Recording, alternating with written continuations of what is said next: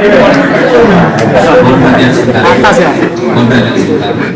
Mereka adalah pemilik sah kawasan dan ada satu lagi makhluk yang gak kelihatan dengan kita dan kita yakini di sana juga ada. Jadi sekali lagi kita harus punya etika, kita harus berperilaku yang baik selama di dalam kawasan. Terus kemudian di Ranukubolo bagi pengunjung yang untuk mendirikan tenda pun ada batasannya, minimal dari bibir danau itu adalah 10 sampai 15 meter. Kenapa dibatasi seperti itu? Karena ini untuk mengurangi pencemaran air secara langsung. Biasanya pendaki ataupun pengunjung kalau mendirikan tenda pas di bibir danau itu main buang limbah, sisa makanan dan yang lainnya itu langsung ke danau dengan alasan kasih makan ikan. Ikan di sana tanpa kita kasih makan masih hidup. Jadi tolong dengan alasan apapun jangan cemari air yang ada di Ranukubolo karena air tersebut kita konsumsi, baik itu secara langsung ataupun tidak langsung. Bagi pengunjung yang melakukan aktivitas yang menggunakan air, misalkan cuci peralatan masak, cuci muka, sikat gigi, ambil air wudhu, bahkan mau mandi pun dipersilakan. Tentu ada tata caranya tersendiri. Caranya bagaimana? Ambil air di danau, pakai botol air mineral, jangan pakai nesting. Karena apa? Karena nesting biasanya masih ada minyaknya. Terus kemudian setelah ngambil air, dibawa menjauh sekitar 10 sampai 15 meter, gali tanah di sana, lakukanlah aktivitasnya di sana. Sisa makanan, sisa minyak, sisa sabun, dan sisa zat kimia yang lainnya nanti langsung ditimbun di sana. Nanti biarkan tanah akan melakukan proses penyaringan air dan air tersebut kembali lagi ke danau dalam kondisi bersih dan kita konsumsi. Jadi sekali lagi, tolong jangan cemari air yang ada di Ranukubolo secara langsung. Bagi pengunjung yang pengen mandi di Ranukubolo silakan, tentu ada tata caranya juga. Tata caranya seperti tadi, ambil beberapa botol air mineral di danau, dibawa menjauh, cari semak belukar di sana, terus kemudian lakukanlah aktivitas mandi di sana. Kalau misalkan nanti airnya kurang, nanti silakan lari ngambil air. Itu adalah cara kita melakukan aktivitas di Ranukubolo. Terus kemudian bagi pengunjung masih berkaitan dengan air di sana juga. Mungkin juga pengunjung sudah pernah nonton film yang cukup fenomenal yang ambil lokasi di Semeru. Di sana ada beberapa adegan yang tidak pantas kalau secara keseluruhan film tersebut, kalau kita kaji secara keseluruhan tidak ada nilai edukasinya sama sekali untuk pendakian. Di film tersebut yang dieksploitasi itu adalah keindahan alam, masalah pertemanan dan keindahan dari bintang filmnya sendiri. Ada dua adegan yang tidak pantas dan tidak boleh kita lakukan selama kita beraktivitas di Ranukubolo, yaitu yang pertama yaitu berenang atau mandi secara langsung di Ranukubolo. Kenapa tidak boleh berenang atau mandi? Alasan yang pertama, air tersebut kita konsumsi. Apa jadinya kalau seandainya kita minum di situ, kanan kiri kita ada orang berenang, ada orang mandi?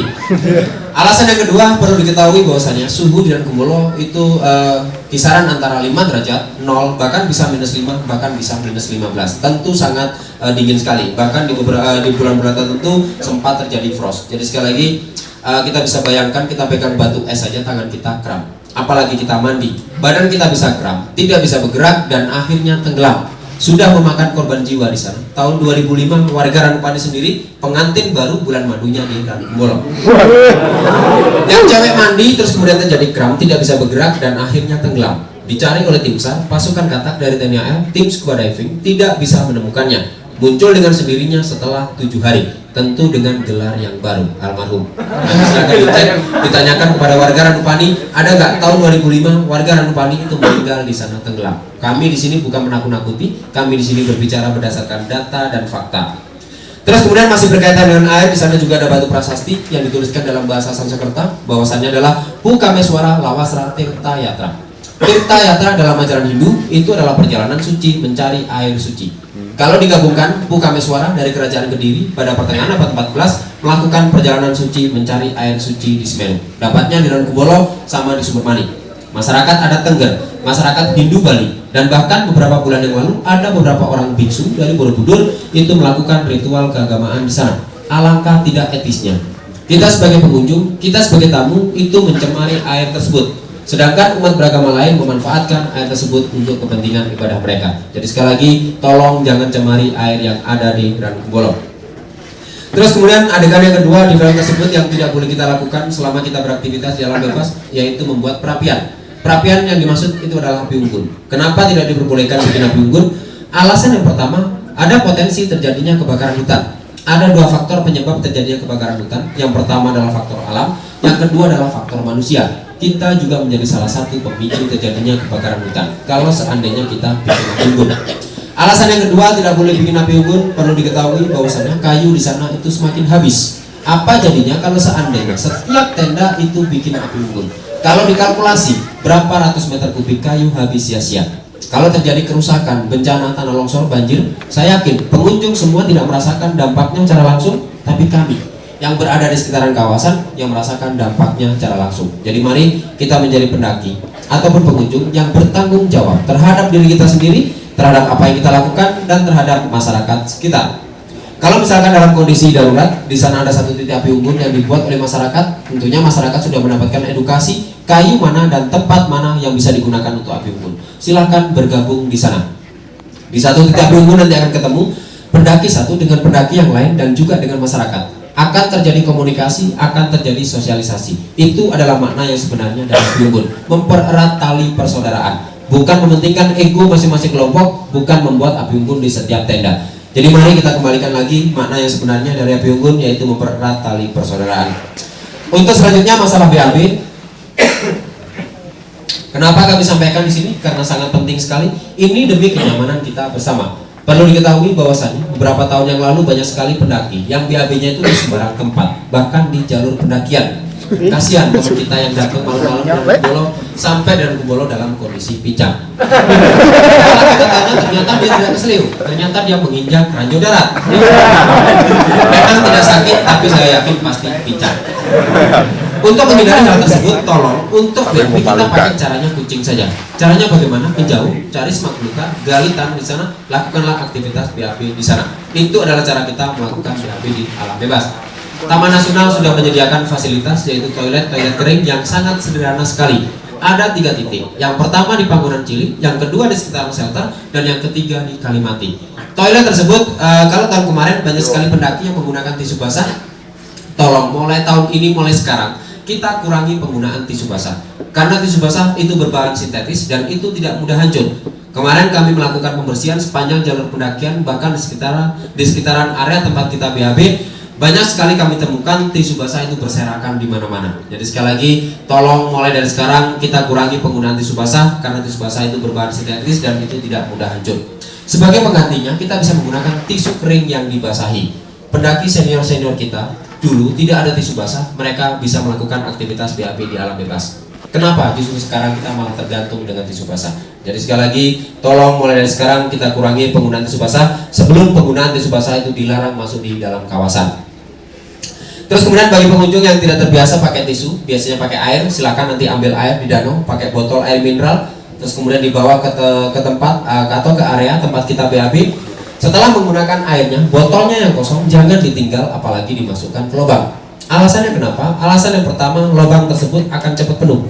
Alasan yang kedua, perlu diketahui bahwasannya botol air mineral itu hancurnya ratusan tahun lebih, bahkan tidak bisa terurai. Jadi sekali lagi, mari kita menjadi pendaki yang bertanggung jawab terhadap apa yang kita lakukan di alam bebas. Jangan sampai kita memperparah kondisi yang ada di sana. Paling tidak kita mengurangi kerusakan-kerusakan yang ada di sana. Untuk selanjutnya, teman-teman ataupun pengunjung semua, ini tujuannya mau kemana? Kumbolo. Ada yang Kalimati? Ada yang punya tujuan? Kok pada diam semua? Kalau nggak ada tujuan silakan, mumpung ada di sini silakan pulang. Kasih saya banyak chip. Pulang. Saya lanjutkan yang stay dan Kumbolo, silakan stay dan Kumbolo. Tolong jangan bikin kegaduhan. Kita mencari ketenangan, kita mencari kedamaian yang ada di sana. Kalau seandainya kita berisik, kita bikin kegaduhan. Tentu saja tetangga tenda kita akan menegur terlebih dahulu.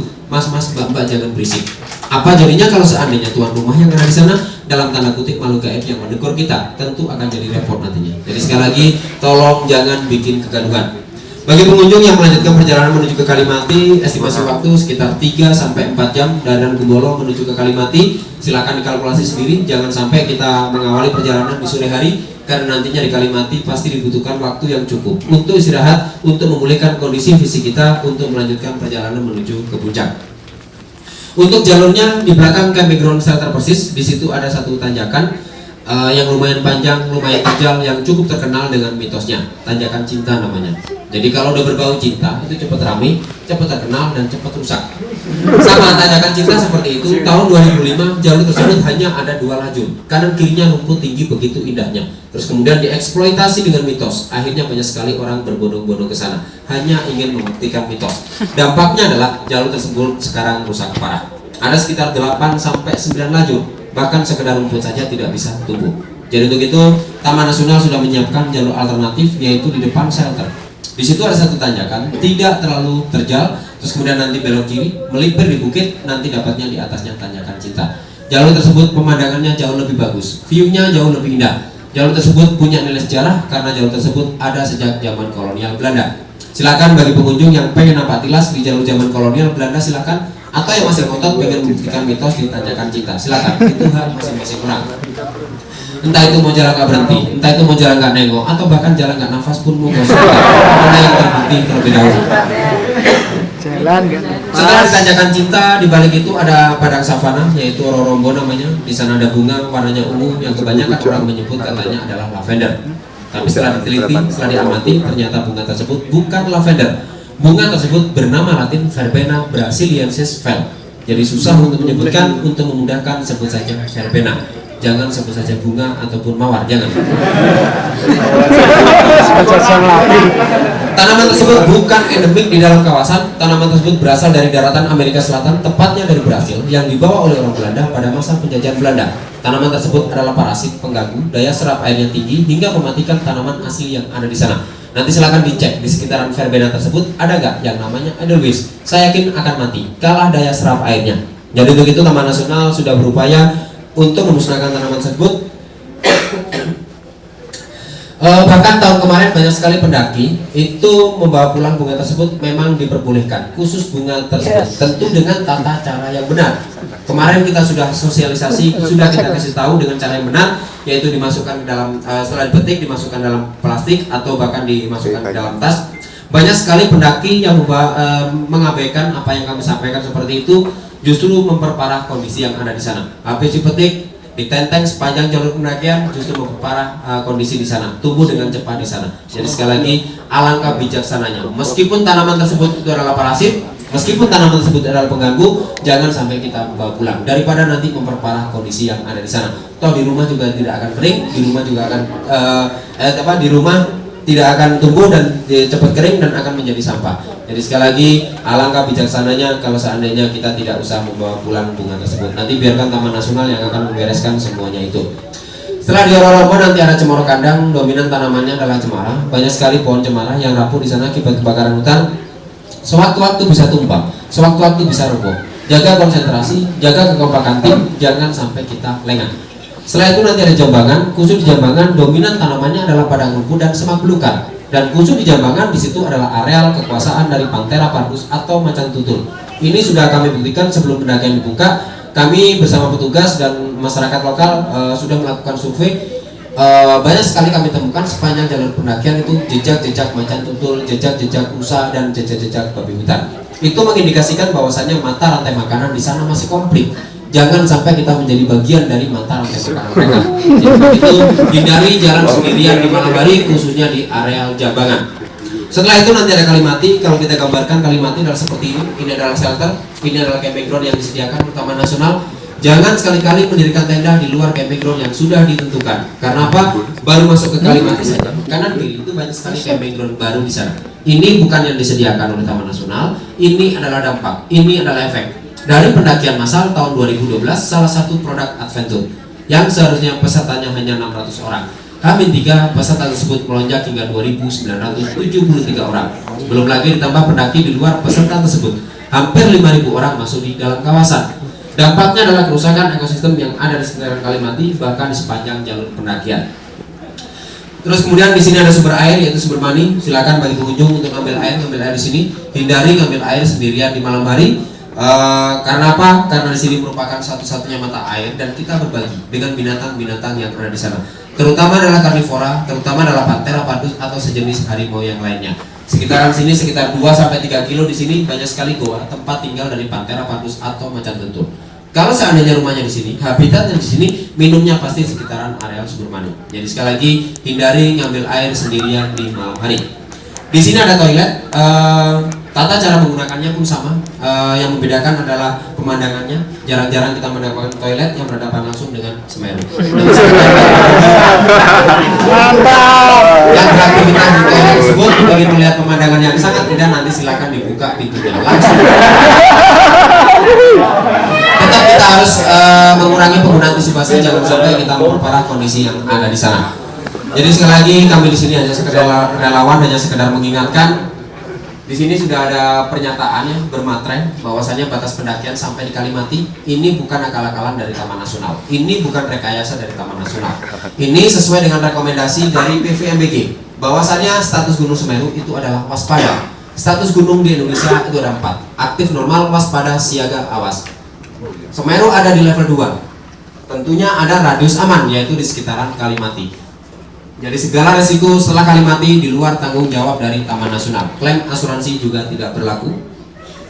Klaim asuransi juga tidak berlaku bagi pengunjung yang dari rumah sudah membawa penyakit asma, jantung, paru-paru, ginjal, bengek, dan yang lainnya. Kalau seandainya kamu di dalam kawasan tidak bisa diajukan klaim asuransinya karena itu sudah dibuktikan dengan surat dokter yang asli, bukan hasil scanan, bukan hasil fotokopian. Jadi mari kita jujur untuk diri kita sendiri, mari kita jujur untuk keselamatan kita sendiri. Kami di sini hanya sekedar relawan, kami tidak bisa menghalang-halangi secara langsung. Tentunya teman-teman sampai di Kalimati melihat keindahan Semeru, melihat kegagahan Semeru, gatal rasanya tidak menginjakkan kaki di puncak abadi para dewa, puncak tertinggi di Pulau Jawa. Silakan, itu hak dari teman-teman semua, tentu dengan segala resiko yang ditanggung oleh masing-masing pendaki. Nanti ada beberapa hal yang akan disampaikan oleh teman saya terkait dengan pendakian dari Kalimati menuju ke puncak. Jadi sekali lagi tolong sempatkanlah waktu di sini sejenak untuk mendapatkan informasi dari kami terkait dengan pendakian dari Kalimati menuju ke puncak, daripada nanti kehilangan waktu selamanya di sana. Sudah banyak sekali korban jiwa, sudah sering kali terjadi insiden di sana. Jangan sampai menambah korban jiwa, jangan sampai terjadi insiden pada kita. Kami di sini hanya sekedar relawan, hanya sekedar berbagi informasi, bukan bermaksud menggurui. Saya yakin teman-teman ataupun pengunjung semua itu lebih pintar, lebih berpengalaman daripada kami. Tentunya setiap gunung itu memiliki karakter yang berbeda-beda. Begitu pula dengan Semeru. Langsung saja saya serahkan kepada teman saya terkait dengan pendakian dari Kalimati menuju ke puncak. Terima kasih dari saya. Wassalamualaikum warahmatullahi wabarakatuh. Kita lanjutkan. Assalamualaikum warahmatullahi wabarakatuh. Selamat siang semuanya. Siang. Masih semangat? Kita lanjutkan. Nah tentunya sekali lagi mohon maaf kami di sini hanya berbagi informasi. Mungkin yang pertama sebelum mendakikan ke puncak kita harus melihat kondisi. Ada 3 hal: kondisi fisik, kondisi tim, kondisi cuaca. Tentunya itu yang harus diperhatikan. Kondisi fisik masing-masing yang bisa mengukur kemampuan tentunya dirinya masing-masing. Jangan memaksakan diri daripada nanti di pertengahan jadi beban buat teman-temannya.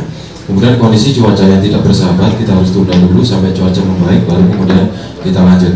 Kemudian untuk perjalanan ke puncak biasanya teman-teman berangkatnya jam 12 malam, jam 1 atau mungkin ada yang lebih awal, tergantung kesepakatan dengan timnya dan juga tergantung kekuatan fisik masing-masing. Tapi setengah atau 1 jam sebelumnya setelah bangun tidur usahakan untuk mengisi perutnya, jangan sampai perutnya kosong. Kemarin juga sudah ada yang terbukti, ada yang berangkatnya tidak mengisi perutnya lebih dulu sampai di atasnya Cemoro Tunggal dia sudah sakit, tumbang dan harus dievakuasi dulu. Nah kemudian usahakan juga untuk membuat minuman panas karena kita bangun tidur langsung begadang aja. Kemudian untuk bekal air ke puncak minimal 1 orang 1 botol dan harus dibawa sendiri-sendiri. Jangan sampai nitip temannya, gandengan atau yang lainnya.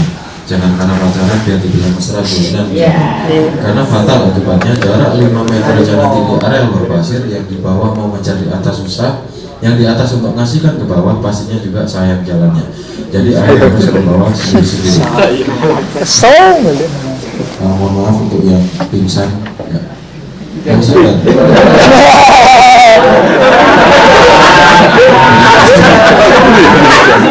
Kita lanjutkan.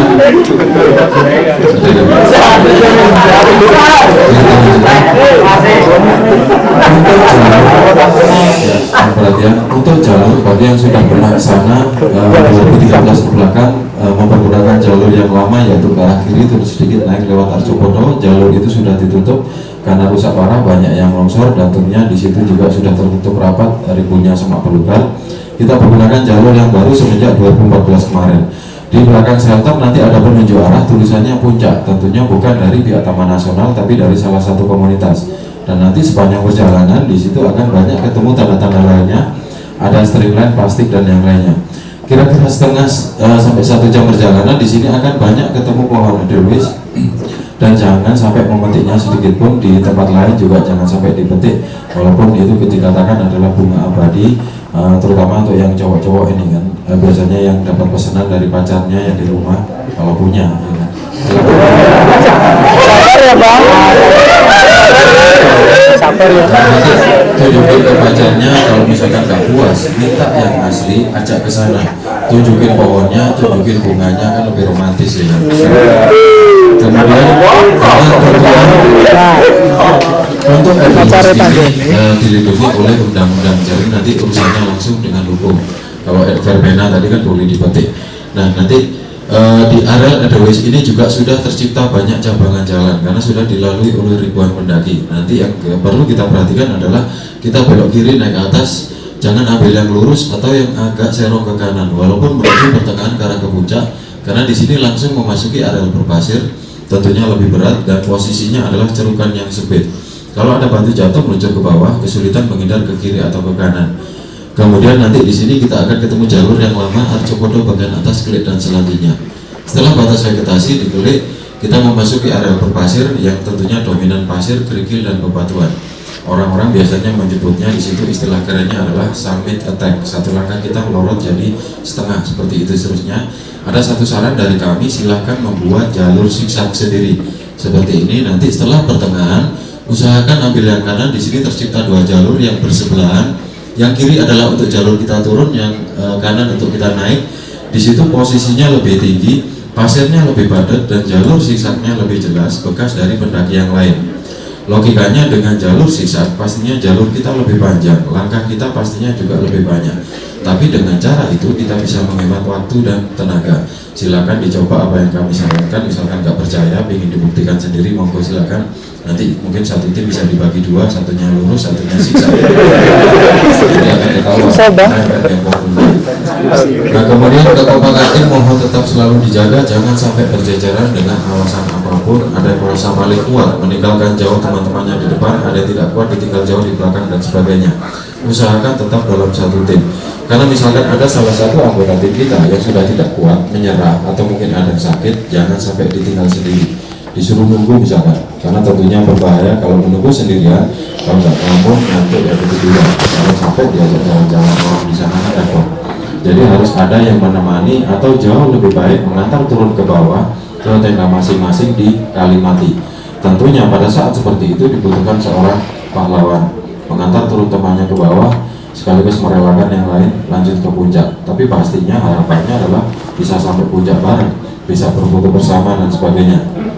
Nah tentunya nanti khususnya di area berpasir yang memang berat, satu sama lainnya nanti bisa saling memberikan support, memberikan semangat, atau mungkin sekalian kasih puisi, kata-kata mutiara atau yang lain. Tali, webbing itu juga cukup membantu. Nanti silakan kalau yang bawa tali dan sebagainya. Atau mungkin yang paling mudah, yang paling enak adalah yang pacaran. Yang nggak pacaran jangan ngiri ya. Yang biasanya yang pacaran yang cowok menggandeng tangan ceweknya, dipegang, ditarik, jangan diseret, ditarik.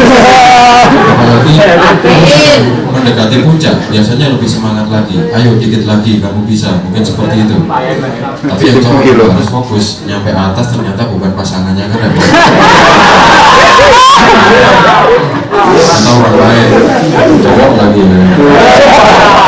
Nah, kemudian Salah fokus. setelah sampai di puncak, tentunya sebuah kebanggaan, sebuah kepuasan yang tidak ternilai kalau kita sudah menginjakkan kaki di puncak abadi para dewa, di puncak gunung tertinggi Pulau Jawa. Walaupun biasanya ujung-ujungnya hanyalah untuk ganti foto profil, ganti DP kalau sudah sampai di rumah, sudah bikin tulisan-tulisan yang di foto, misalkan salam dari Mahameru 3676 MDPR, kapan cinta ke sini. Yang masih galau, yang belum bisa move on, mungkin juga bisa bikin tulisan di mantan.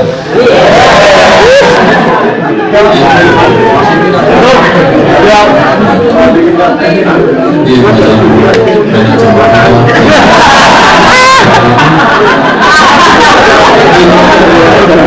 ini harus kertas-kertas yang sudah dipergunakan, yang sudah dipakai harus digunakan, jangan dibuang sembarangan.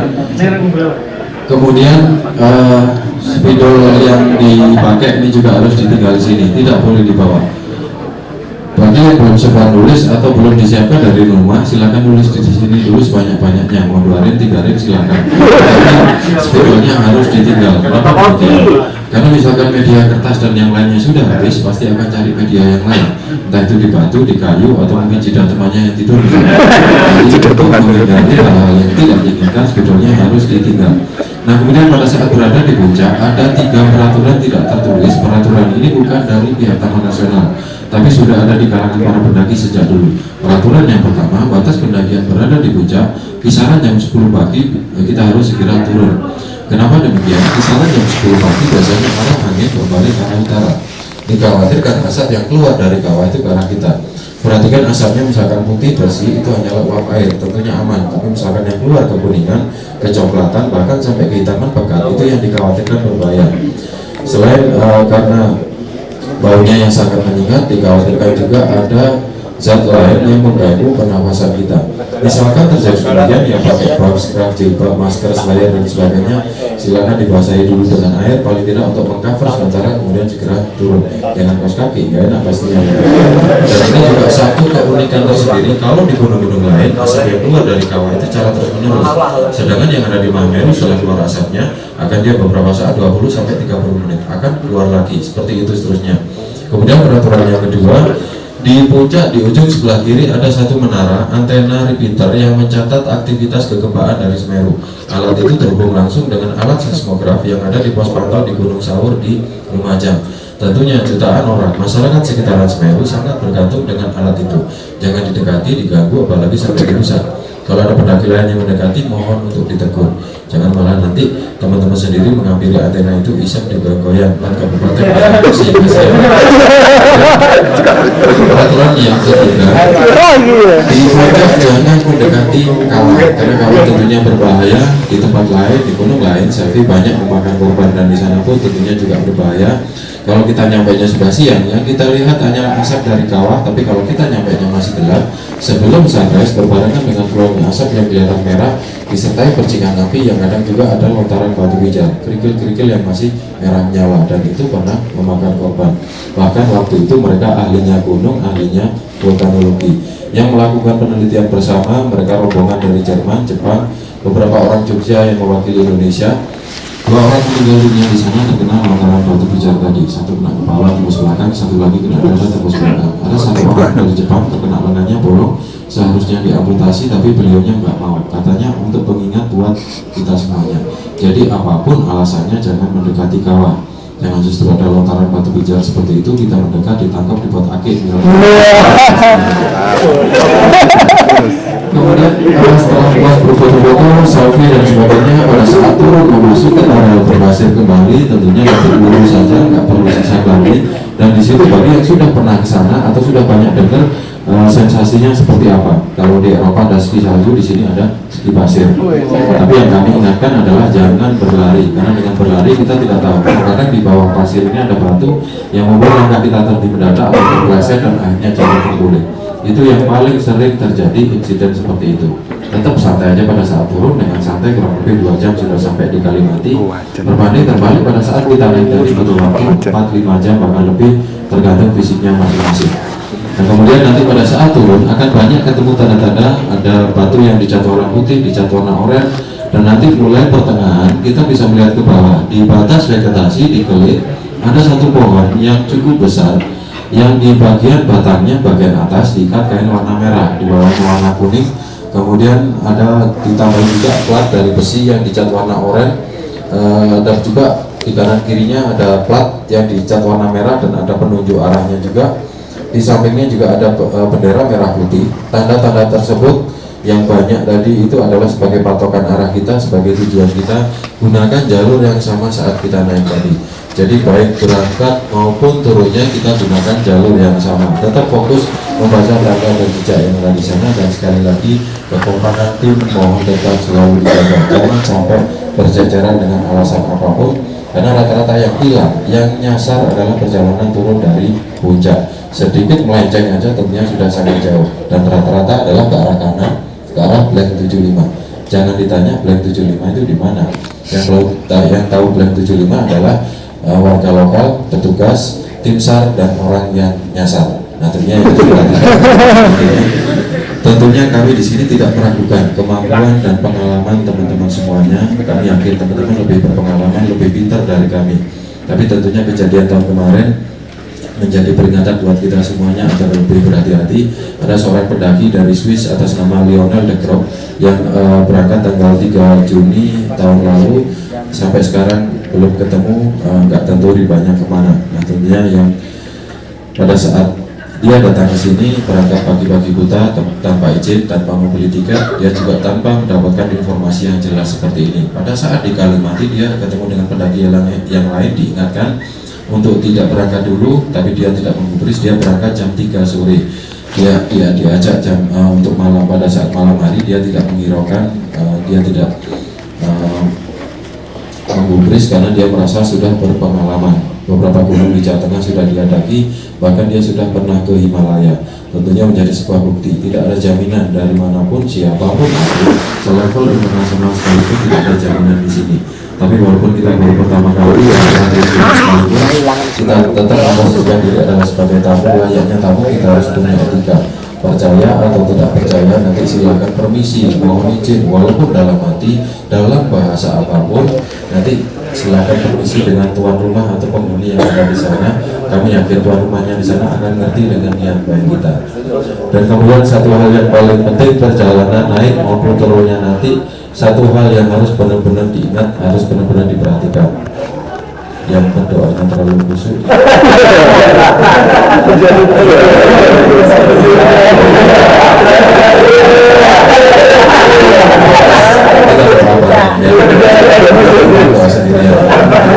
Kita lanjutkan. Sudah selesai mas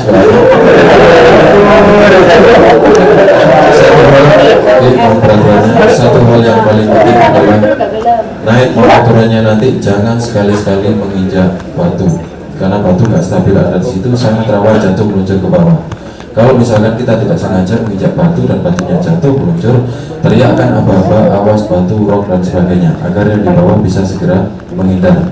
Begitu juga sebaliknya, kita yang ada di bawah, kita harus fokus apa yang ada di bawah kita, di atas kita. Jangan melakukan pendakian dengan cara merangkak, karena cara pandang kita pastinya terbatas. Tetap beri tegak, jangan gunakan headset, earphone dan yang lainnya, karena mata dan telinga kita harus tetap waspada. Perhatikan di depan kita, misalkan ada pendaki lain yang menginjak batu, berdiri, duduk atau bahkan bersandar di batu, mohon untuk ditegur, jangan ragu-ragu, dimarahi sekalian, monggo, demi keselamatan semuanya. Dan karena ini adalah perjalanan malam, trek yang begitu panjang dan berat, di situ pastinya akan benar-benar terkuras energinya, akan benar-benar diuji mentalnya. Pada saat duduk istirahat di pasir, biasanya akan terserang kantuk yang begitu hebat. Usahakan untuk tetap terjaga, jangan sampai ketiduran. Kalau memang harus tidur, harus istirahat, harus ada yang menemani, harus ada yang menjaga. Jadi nanti gantian tidur, gantian yang jaga. Sudah banyak sekali kejadian, insiden, mulai dari cedera ringan, cedera parah, bahkan sampai meninggal dunia di sana juga seringkali terjadi. Tentunya rata-rata adalah karena tidak fokus, tidak konsentrasi dengan keadaan di sekelilingnya. Dan kebetulan juga kami sampaikan informasi kemarin pagi informasi ada seorang pendaki dari Depok atas nama Mariadi, umur 27 tahun, tertimpa batu.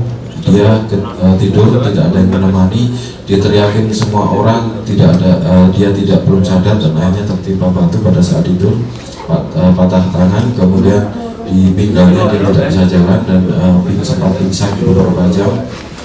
Dan sekarang teman-teman masih perjalanan evakuasi turun. Kemarin tadi malam jam 8 saya antar ke atas untuk berangkat evakuasi, dan sekarang masih dalam perjalanan untuk turun evakuasi. Nah tentunya kami ingatkan nanti untuk teman-teman yang dalam perjalanan untuk bertemu, memberikan jalan atau mungkin bisa membantu juga, monggo silakan. Memang di sini ada petugas, ada relawan, ada porter. Memang kami juga berusaha untuk siap memberikan pertolongan, tapi tentunya kami di sini adalah manusia biasa. Kami bukan superhero yang bisa memberikan pertolongan dalam sekejap setiap saat. Yang bisa dibantu mintain tolong adalah di sana adalah sesama pendaki atau sesama pengunjung yang lainnya. Tapi pada kenyataannya pada saat evakuasi, porter, relawan dan yang lainnya bersusah payah memotong korban atau jenazah sekalipun dengan cara dipikul, 2 orang depan dan belakang bergantian.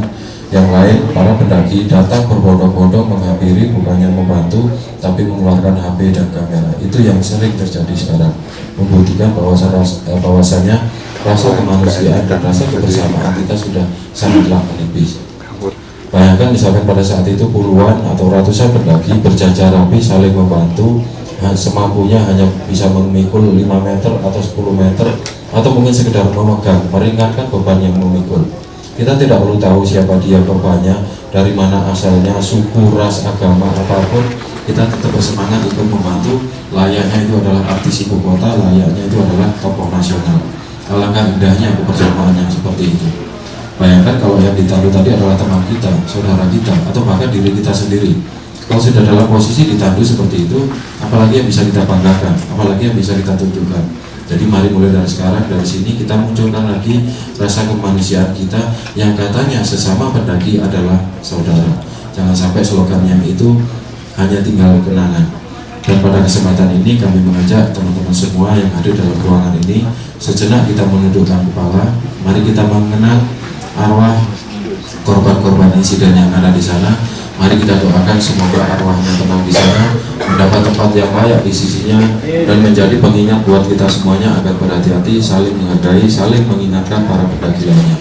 Dan silakan berjanji kepada dirinya masing-masing agar kembali ke rumahnya berkumpul dengan keluarganya yang dicintai dalam keadaan sehat dan selamat.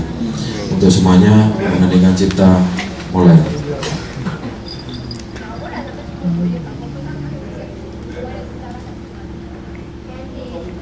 Selesai, terima kasih. Kemudian yang selanjutnya, di dalam tiap simansi yang dibawa pasti akan ada tulisan dengan huruf besar dan dicetak lebih tebal seperti ini. Saya siap membawa sampah keluar dari kawasan TPTS. Sampah apapun sepanjang perjalanan silakan dikumpulkan, jangan asal main buang, asal main lempar, entah itu sekedar botol rokok, mesinnya, coklat, madu, dan yang lainnya. Di camping ground manapun sampahnya juga harus dikumpulkan dan harus dibawa turun. Karena pihak Taman Nasional sudah mempersiapkan 2 sanksi pilihan, misalkan satu tim tidak membawa sampahnya turun. Yang pertama, saat itu juga harus kembali naik ke atas untuk mengambil sampahnya dan pastinya porsinya ditambah. Kalau tidak mampu, ada sanksi yang kedua, satu tim ditarik identitasnya, kemudian dicatat, dan yang bersangkutan tidak boleh memasuki kawasan TNBTS maksimal seumur hidup di blacklist, tergantung seberapa parah kesalahannya. Tapi kami di sini bukan bicara masalah sanksi.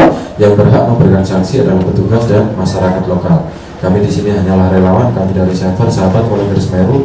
Kami hanya bisa mengimbau, mengajak, mengingatkan teman-teman semua, mari kita tingkatkan tanggung jawab dan kesadaran masing-masing, minimal membawa sampahnya sendiri. Logikanya kita bawa naik logistik penuh isinya, air dalam botol 1,5 liter, lebih dari 1 botol kita bisa bawa naik. Masa turunnya kosong, isi angin aja masa kita nggak bisa. Tentunya kita juga masih sepakat, mayoritas orang di Indonesia masih minim kesadaran dan tanggung jawabnya masalah sampah. Jadi mari mulai dari sekarang, dari sini, kemanapun kita pergi, kemanapun kita mendaki, dari diri kita sendiri, dari kelompok kita, dari komunitas kita, mari kita jadikan Indonesia yang lebih baik. Jadi tentunya jangan meninggalkan apapun kecuali jejak, jangan mengambil apapun kecuali gambar, dan jangan membunuh apapun kecuali waktu. Bumi ini tidak kita warisi dari nenek moyang, tapi kita meminjamnya dari anak cucu kita. Mohon maaf yang sebesar-besarnya apa yang kami sampaikan seperti ini. Memang durasinya cukup panjang. Kalau misalkan kami sampaikan pendek, sepotong-sepotong, tentunya tidak akan jelas maksud dan tujuan kami. Tujuan kami yang utama adalah menginginkan semua pendaki sadar akan tanggung jawabnya selama berada di dalam kawasan dan pulang kembali ke rumah dalam keadaan sehat dan selamat. Dan kami nanti tentunya karena ini memang high season, karena memang ramai, nanti tentunya mohon nanti pada saat perjalanan di puncak untuk mohon saling bersabar, saling mengingatkan, karena nanti pastinya akan macet di perjalanan. Nanti itu yang harus kami ingatkan, untuk saling mengingatkan dengan yang lainnya. Kami sampaikan hal yang semacam ini berulang kali dari pagi sampai sore, dari hari ke hari.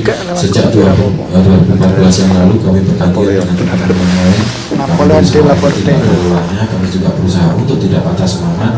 Walaupun kami di sini tidak ada gaji, kami tidak menerima upah, kami juga tidak mendapat insentif apapun dari siapapun. Bisa dicek di kantor resort di sini atau sekalian langsung ditanyakan ke Balai Besar Taman Nasional yang ada di Malang. Apakah benar kami seperti itu? Nah, maka dari itu kami minta bayaran dari teman-teman semuanya. Caranya apa? Bayar kami dengan sampah.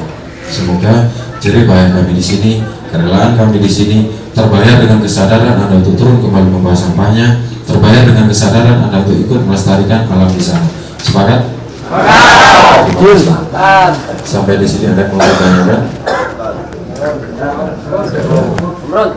Ya. Kebetulan ada yang banyak yang cewek kaum hawa. Mohon maaf ada sedikit pesan khusus untuk bapaknya. Mohon maaf ini sedikit kurang etis, kurang sopan, tapi tentunya tetap harus kami sampaikan karena ini juga cukup penting. Jadi mohon maaf, ini khusus untuk yang ceweknya, cowok nggak penting. Untuk bapaknya yang misalkan sekarang ada tamu bulanan istimewa, bekasnya itu yang bersayap nggak bisa terbang, bahwa nanti dia sendirian, karena dicampur dengan sampah yang lain. Di waktu longgar, di waktu senggang, kami biasanya milah sampah, kami kepingin dapat soal dapat jaga. Nanti di sana juga jangan dibuat sembarangan, ditimbun, dicuci, apalagi dipakai lagi. Kenapa demikian? Di sana ada hewan-hewan karnivora yang tentunya sangat sensitif dengan bau darah. Jadi nanti silakan dibungkus yang rambut, lalu diikat dengan tali, nggak perlu dikasih pita. Mantap Bang. Kemudian di akhir session biasanya kami lakukan pengecekan safety-nya, apakah benar sleeping bag satu orang satu, tenda sesuai kapasitas dan yang lainnya. Kalau sleeping bag biasanya ada yang paling bawah, tidak perlu dikeluarkan, tidak perlu dibongkar, cukup kami raba karena tangan kami sudah sensitif dengan namanya sleeping bag. Biasanya empuk dan hangat ya. Ada barang-barang lain yang tidak boleh dibawa, tadi sudah disampaikan spidol atau alat marker yang lain, entah itu pilok dan sebagainya. Kemudian alat pancing ini juga tidak boleh dibawa. Kemudian untuk drone harus ada surat izin resmi dari pihak Balai Besar Taman Nasional. Untuk info atau keterangan lebih lanjut bisa tanya ke kantor Esa di sini atau ke Balai Besar. Kemudian senjata tajam yang diperbolehkan hanya pisau ukuran kecil atau pisau lipat. Yang misalkan besar atau panjang, misalkan golok, parang, termotina, pedang, samurai, tombak dan yang lainnya. Kemudian untuk alat musik sekecil apapun, misalkan harmonika, ini juga dilarang dibawa. Apalagi gitar, piano, drum dan yang lainnya. Kemudian kembang api, petasan, flare, granat sekalipun juga harus ditinggal di sini, tidak boleh dibawa. Tapi mohon perhatiannya, mohon maaf karena personel kami terbatas, yang lain juga masih evakuasi dan kami juga ingin membiasakan kejujuran semuanya, teman-teman semuanya, kemudian tanggung jawab dan kesadarannya akan safety-nya. Kami tidak akan mengecek satu persatu, kami kembalikan ke teman-teman sendiri. Silakan nanti dicek sendiri, siapa tahu ada yang kelupaan, ketinggalan, atau yang ada yang perlu ditambah. Mumpung masih di sini, ada toko, ada persewaan, atau mungkin ada kenalan, ada teman bisa pinjam dan sebagainya. Kemudian juga kalau untuk barang-barang yang dilarang dibawa, nanti silakan dititipkan di sini. Nanti pada saat pulang bisa diambil lagi. Kalau dipergunakan di sana akan disita oleh petugas atau warga lokal, tidak ada jaminan untuk dikembalikan dan pastinya juga akan dikenakan sanksi. Kemudian teman-teman yang membawa barang lebih, bahkan safety yang dipersiapkan untuk pulang biar tetap keren misalnya, daripada berat-berat naik ke atas bisa dititipkan di sini, tidak akan dipungut biaya. Nah, itu dari kami rasa sudah sangat cukup. Mohon maaf yang sebesar-besarnya sudah sangat menyita waktunya. Mohon maaf atas ketidaknyamanannya. Apabila banyak kata-kata kami yang kurang, terima kasih atas perhatian. Demikian, wassalamualaikum warahmatullahi wabarakatuh. Untuk anggota bisa keluar lewat pintu yang sebelah kiri, untuk yang sebelah kanan tetap ditutup mas ya. Untuk itu sebelah kiri. Ketua Neto berarti.